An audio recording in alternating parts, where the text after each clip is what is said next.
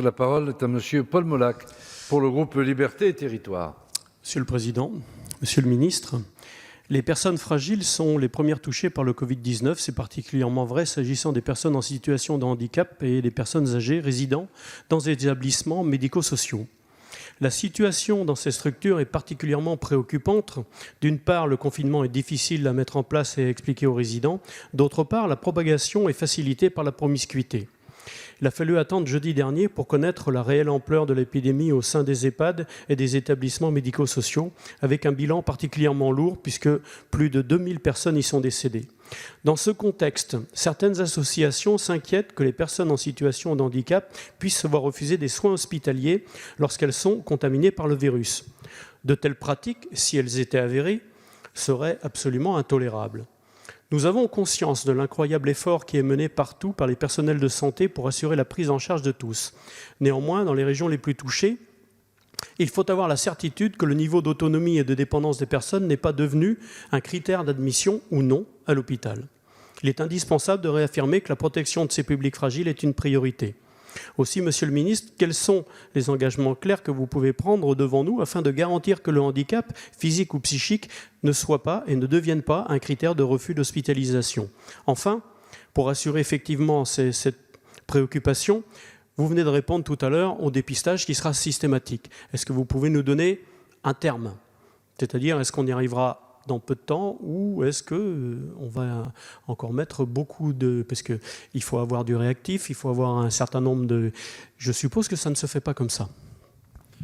Merci, Monsieur le député. La parole est à Monsieur Olivier Véran, ministre des Solidarités et de la Santé.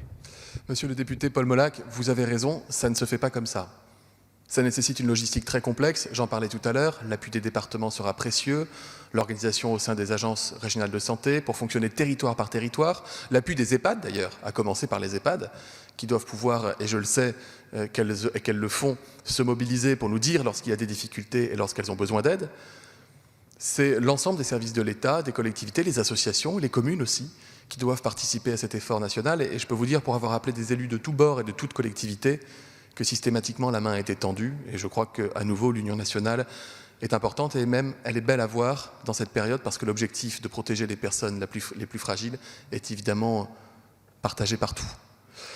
Vous dire sur la question du refus de soins hospitaliers pour des personnes pour raison de handicap ou de perte d'autonomie. Nous avons tenu une conférence de presse avec Sophie Cluzel samedi, au cours de laquelle nous avons eu, elle et moi, l'occasion d'affirmer avec la plus grande détermination qu'il était inconcevable, impensable, que quelque obstacle à l'accès aux soins puisse être prononcé en raison d'une situation de handicap physique, psychique, mental.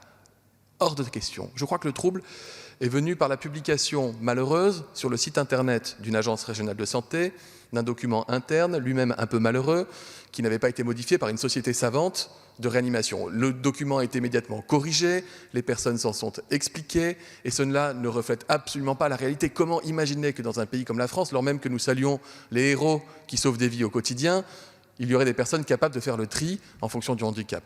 Et permettez-moi de saluer aussi l'ensemble du monde de la santé mentale, de la psychiatrie. Je les ai réunis ce matin au téléphone pour les saluer. Ils font un travail remarquable dans des conditions extrêmement difficiles. Vous imaginez que le confinement dans des hôpitaux psychiatriques peut être encore plus dur. Je salue l'engagement de l'ensemble des soignants de la filière de santé mentale. Je crois qu'on ne le fait pas suffisamment. Chapeau pour ce qu'ils font et avec un résultat exceptionnel en matière de prévention et de préservation de ces établissements de santé. Merci, Monsieur le Ministre.